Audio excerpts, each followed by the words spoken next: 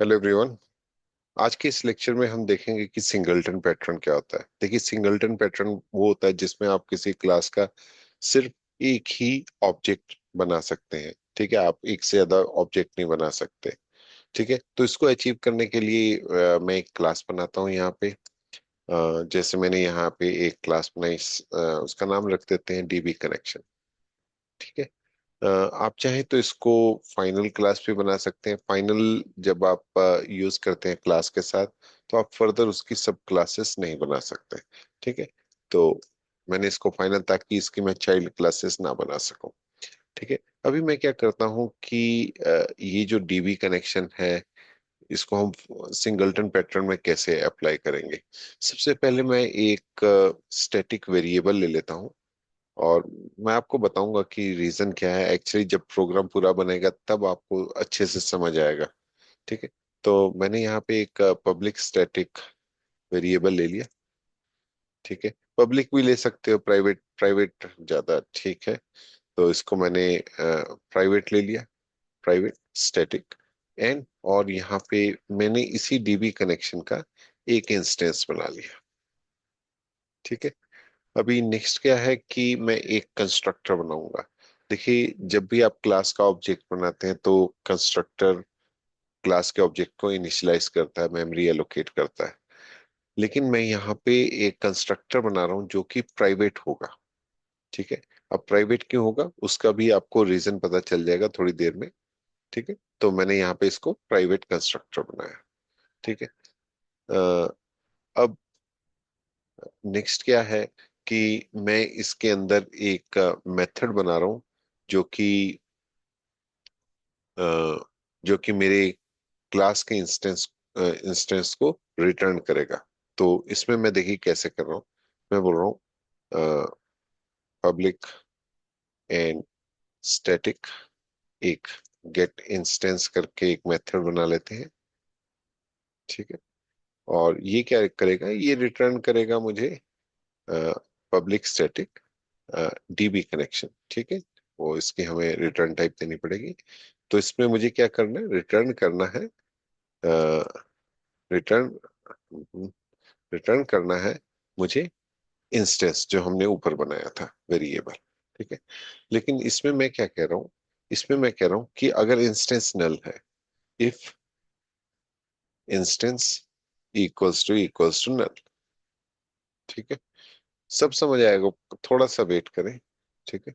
तो मैं क्या कर रहा हूँ यहाँ पे, instance equals to new DB connection. ठीक है। मैं एक और वेरिएबल ले लेता हूँ यहाँ पे। इसको मैंने ले लिया इंट वेर इंट। ओके। मैंने एक वेरिएबल ले लिया जो कि वेर इंट के नाम से। ठीक है।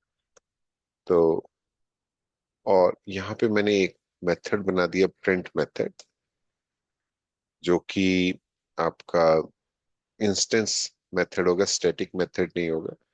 तो मैंने लिखा public and wide and print method.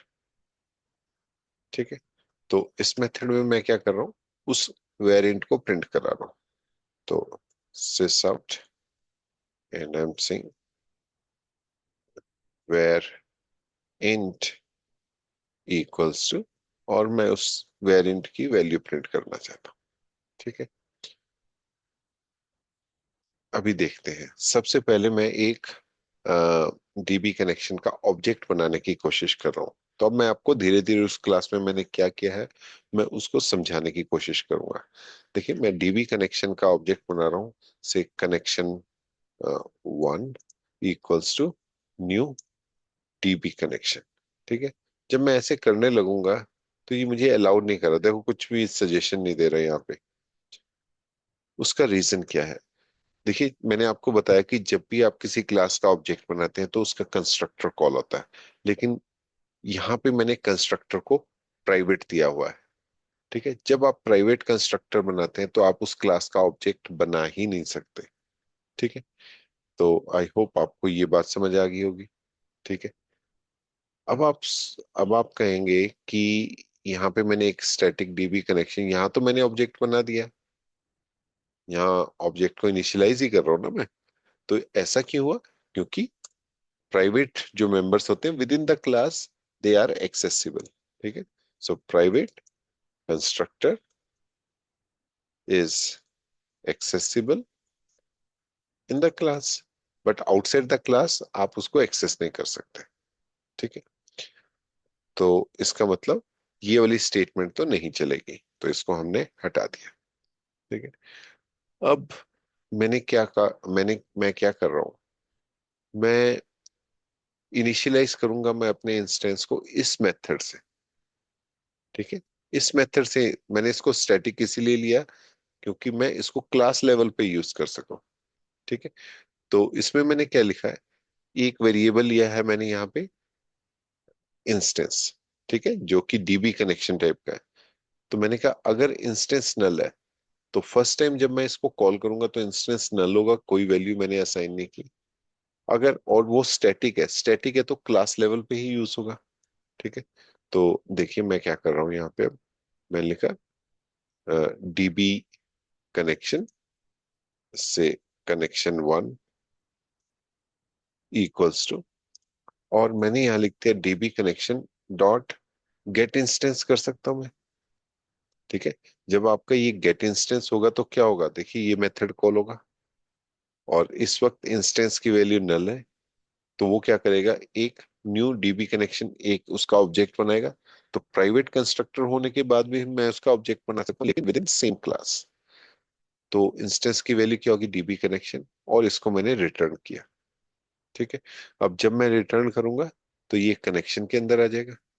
अब मैंने एक पब्लिक वेरिएबल लिया हुआ है, और पब्लिक वेरिएबल लिया है, यहाँ पे मैं इसको पब्लिक कर देता हूँ। पब्लिक की जरूरत नहीं, एक्चुअली हमने प्रिंट मेथड लिया है।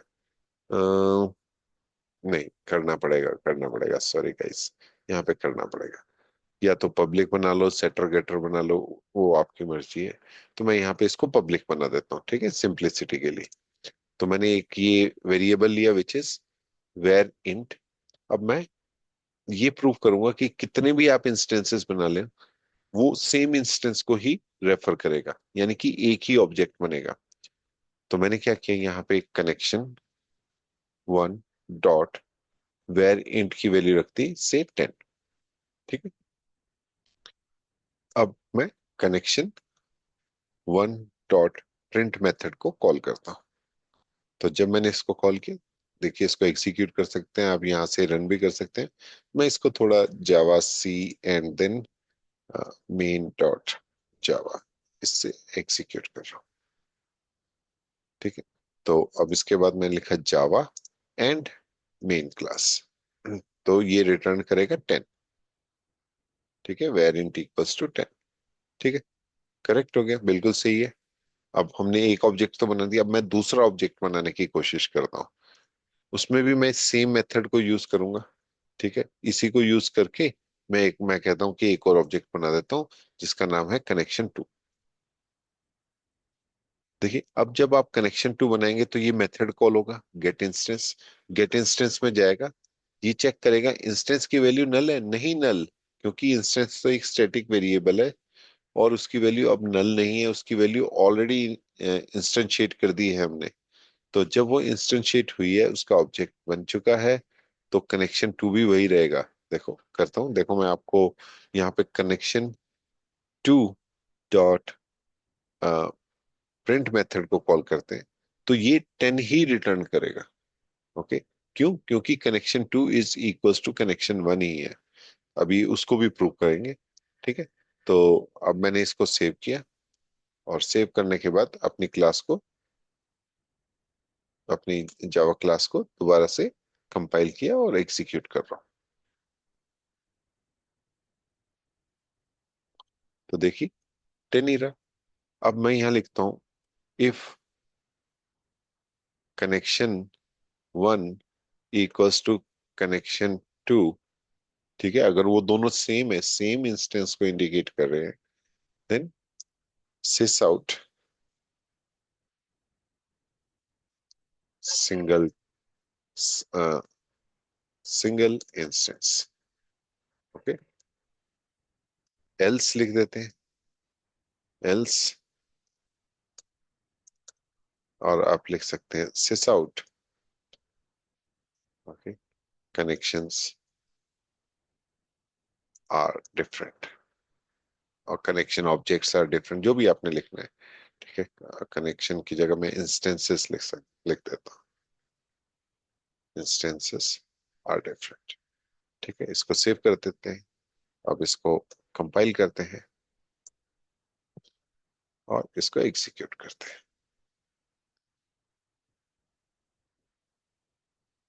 तो देखिए, सिंगल इंस्टेंस, क्योंकि ये if condition true. I hope आपको ये सिंगलटन पैटर्न समझ आया होगा, मैंने इसमें क्या किया है ये भी समझ आया होगा।